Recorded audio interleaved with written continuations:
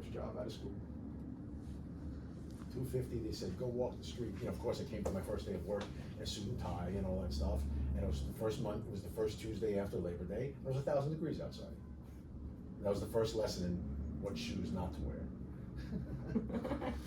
All right, I'm hitting record. Okay, ready? Where's the countdown? All right. Hey, welcome again, everybody, to Retail Redux with me, your host, Cory Zelnik. Today, along with me is James Famularo, my good friend and the restaurant broker of the city.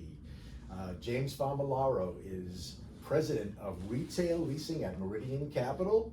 He's been there since 2018, and he started that whole retail leasing program over there, and it has thrived, and we will talk about that as we get into the discussion.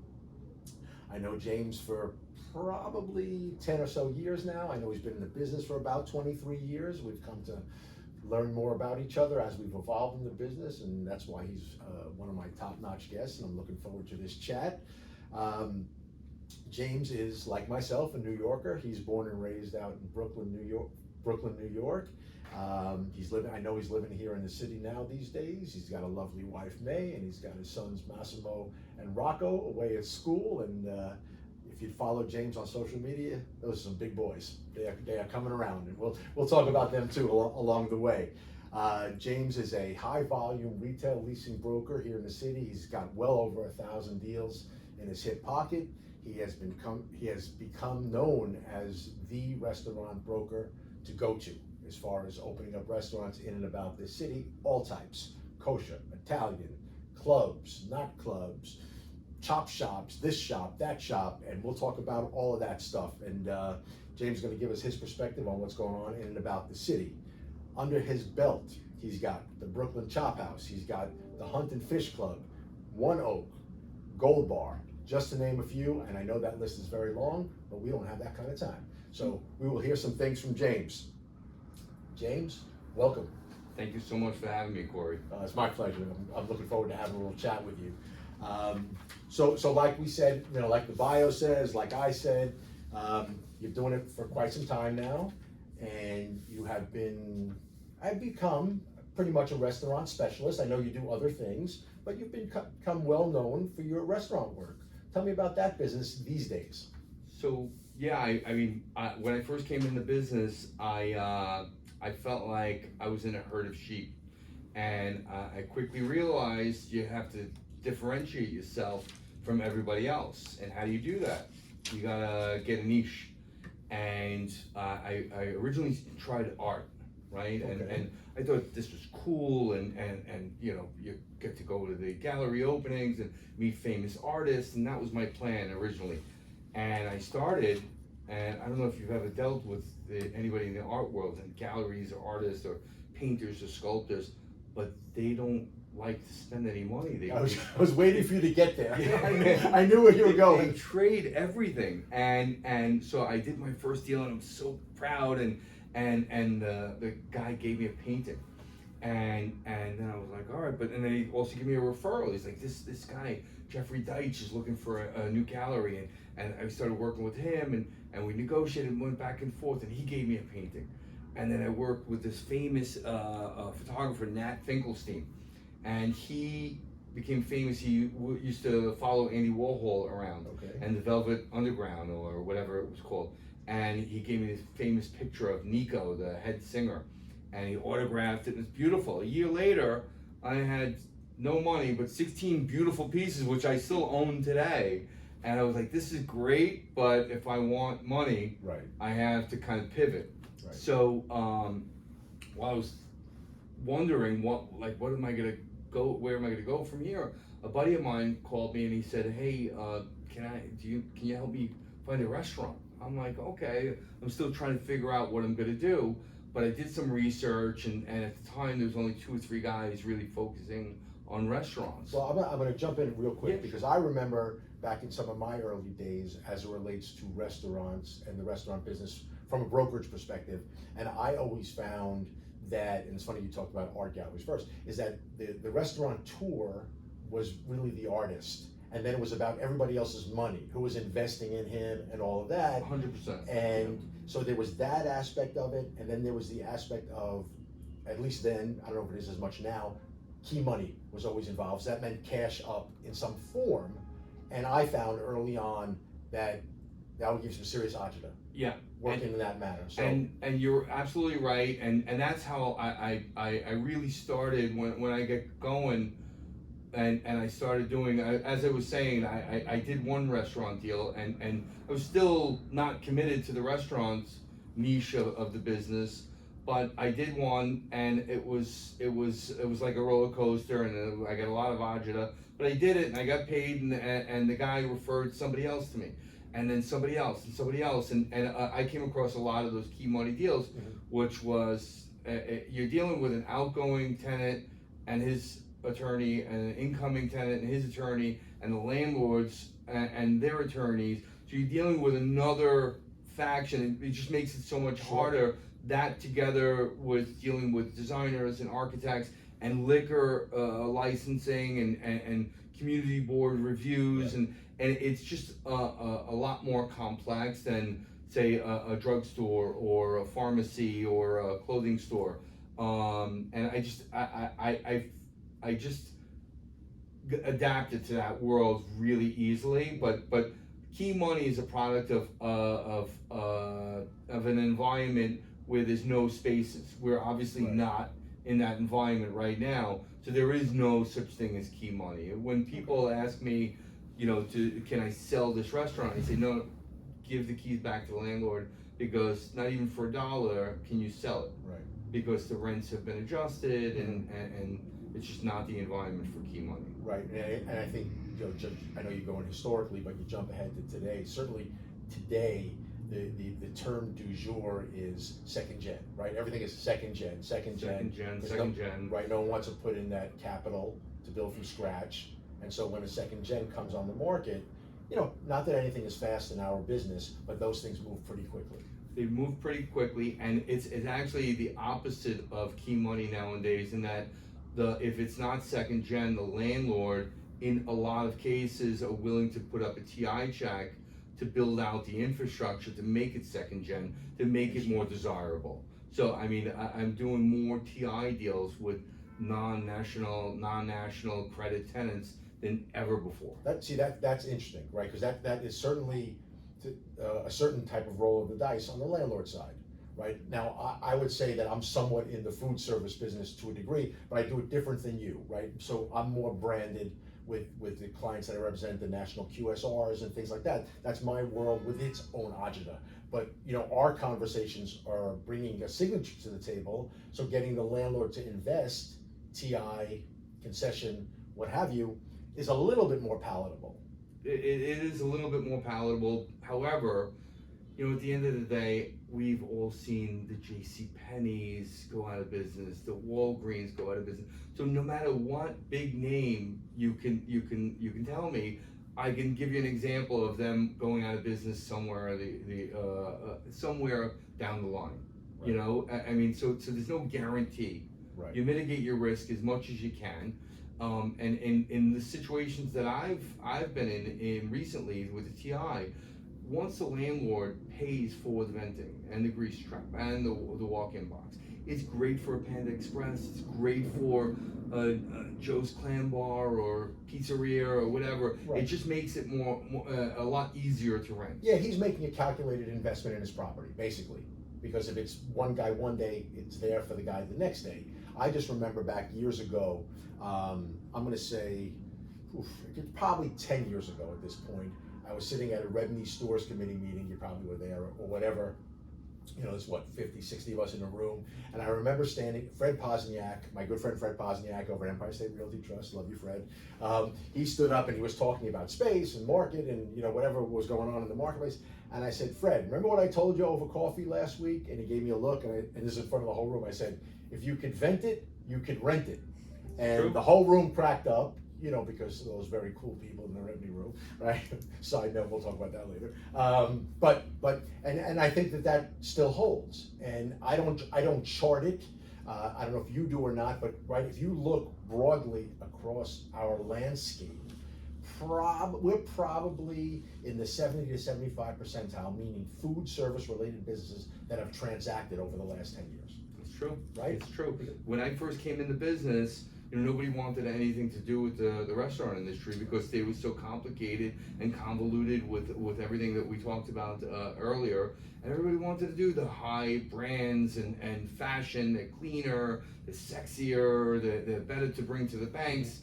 But nowadays, I mean, what's happening on Madison Avenue? I mean, I know slowly but surely the brands are picking up and looking at stores, but we have a couple of stores on Madison Avenue. It's really, really tight. All right, well, I'm gonna say to you, as a friend and in fun a little bit, you gotta dig in on that, focus on that, because I'm hearing anecdotally, and you see it, there has been a good pickup there, in the luxury market. Absolutely, right? but nowhere where it was. No, You know what I mean? You still drive up Madison Avenue and see quite a few vacancies. Yeah, So, But I would say if you look around the city overall, you do, and in no particular order, but all close to the top, I think you look at Soho, Meatpacking, Times Square, obviously they all have a lot of tourism tied to them, are very, very busy. yeah. And then coming up, pretty close behind, Madison/luxury has been picking up pretty big, but through all of that, the food has worked. The food has worked, and it's been a good filler for a lot of locations.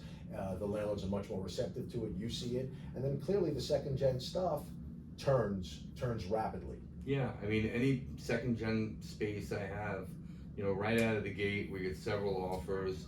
The vacant raw spaces are the ones that are a lot more difficult Yeah. to lease up and generate offers. No, absolutely. And your group now, you have about 10, 15 brokers now? 48. You have 48 brokers? Yeah. Jesus, get that in the bio, will you? Holy shit. It keeps changing, so. No, that's great. I mean, and we run a tighter ship here just because that's how we want to run it.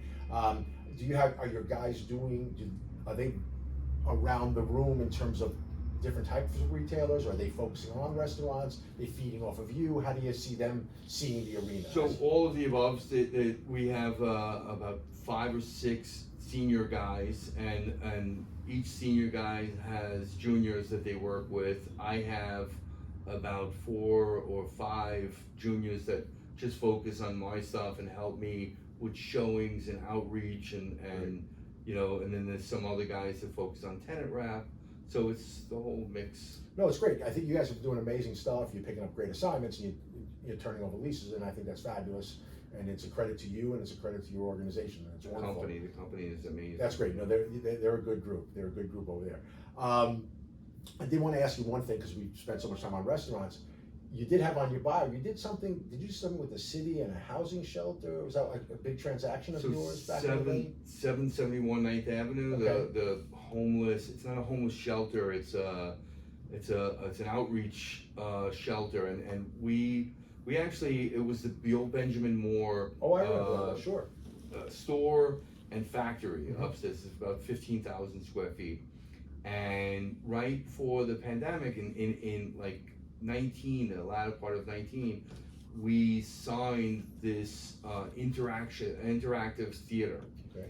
And you go there and you see this laser show and you interact with real actors and you get introduced to this character when you first walk in, and it was a really, really good experience. And she started building out the theater, and we were really excited for it. And then as soon as the pandemic happened, she canceled the lease. Right.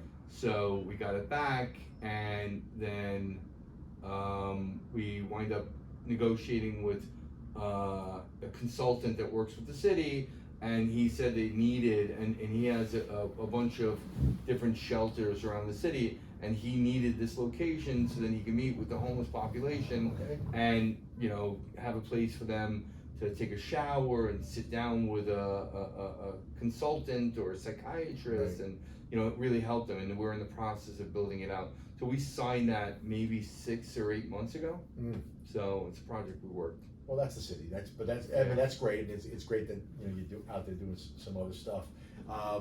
Let's shift gears, right? We broker. We talk about that all the time, right? Social media. I'm a big fan of yours. I follow your stuff. You put up great stuff. You know, we all like to get our marketing out there with our properties and things like that. But you do, you know, fun family stuff. I feel like I'm watching your boys grow up, and I think, you know, tell me about your reception or how you're perceived to your peers and new business. Are you pulling in new business? Are you finding it a net positive? So As yeah. opposed to, I'm sorry, as opposed to just being fun. Yeah, I mean, look, I think you have to find the balance that works for you. I try to do like a little business and a little, you know, maybe me and the guys smoking cigars and a little family, just to keep it interesting and, Right. and change it up a little bit. I don't want to do all personal or all business. Right. And it seems to be working. I mean, when and not a lot of people in the industry, or at least I haven't noticed a lot of people really using social media to their advantage. I get, gotta be 10 or 12 DMs a day. Hey, looking for a space in Midtown. Mm-hmm. Hey, I'm looking to sell this building. I'm looking to rent my space. A lot of people pay attention to it. And I think, you know, when I first came in the business, I remember my first interview. I walked in and there was just a sea of desks with just phones on each desk. Right. And in the back, right in the center, it looked like a small refrigerator. And I didn't know it at the time, but I found out later it was a fax machine.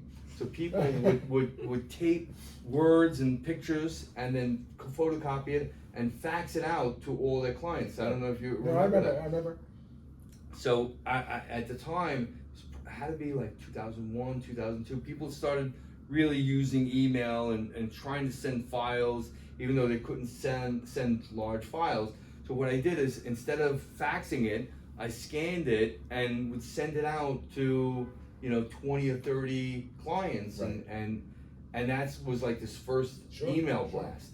And then I started accumulating email addresses, and so I came in the midst of change, right? And that kind of left me in a place where I'm always, you know, ready to pivot and change for the next thing. Sure. And then, you know, when I first accumulated an email list, I remember there was several thousands of people on that list, and I'd have like a 75 or 80% open rate or click-through rate. Uh-huh. And now, because it's an industry standard, everybody still does email marketing, but I got a 1% click-through rate. Yeah. So less people, and my kids make fun of me. They're like, Dad, email's dead, Right. right? No, I'm like, absolutely. it's far from dead, but maybe people aren't using it for marketing anymore. And I find social media marketing a lot more useful, because I don't know if you do email social media marketing, but I can target all the women between 20 and 30 in the tri-state area. Right. I could target all the men between 40 and 60 in Manhattan only. Sure. You know what I mean? I can target a specific, and I can drill down and see how many times they opened right. it, or if they forwarded it to people. So you can, and also go through those analytics with your clients. So No, that's absolutely. a really useful tool. And email marketing, you can only see the click-through rate and open rate. That's it. I agree with you. And another thing that we have found is that, you know, if you're marketing a specific property and you say, okay, that space is good, you know, for a dry cleaner, just hypothetically, well, then you can make sure you direct message the dry cleaners, exactly. same type of thing, and you target market in that capacity. So yeah, we've built up on the social side as well, and you know, that's almost not even social. That's like good use of analytics, because all the information is at your fingertips, right? We're not giving away a trade secret here. It's all there for you. It's how you use it. Exactly, and that's one aspect. The other aspect is, you know, you couldn't send large files, and people have spam blockers if the Right. file is too big. Over social media, I can send a video, I can send a stream, I could send a file, a click, Dropbox links.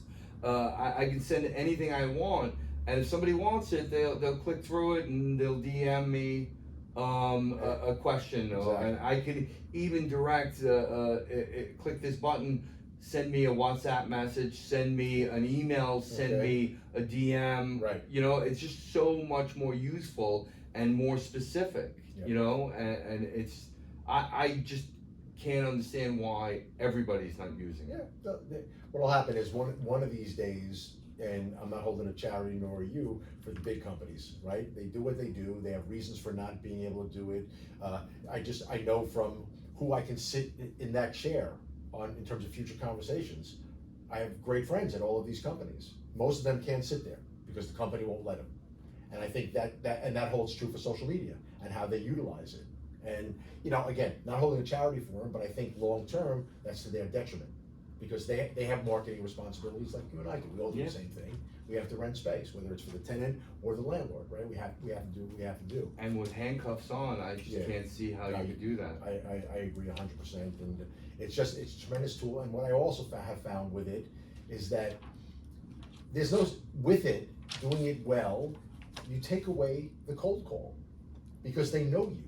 You know, you send them something, yes, they have interest in the property, they DM you back, but for sure, they're opening up your Instagram and they're gonna get a sense of who you are and what you are, and it makes just so much easier, that initial conversation. And the reception you get, like literally, some people, they treat you like a movie star. It's like, you know, I posted a couple of pictures on Instagram. Right. Hey, can I take a picture with you? And it's like, really?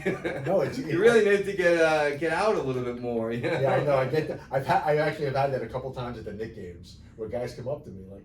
I'm walking down in the village last week, and I'm walking down Bleecker Street, and some guy said, "You're James Famularo." I'm like, "Yeah." Do I know you? And he's like, "Oh, I follow you on Instagram. Can I take a picture with you?" I'm like, "I'm with the client." I'm like, "Okay."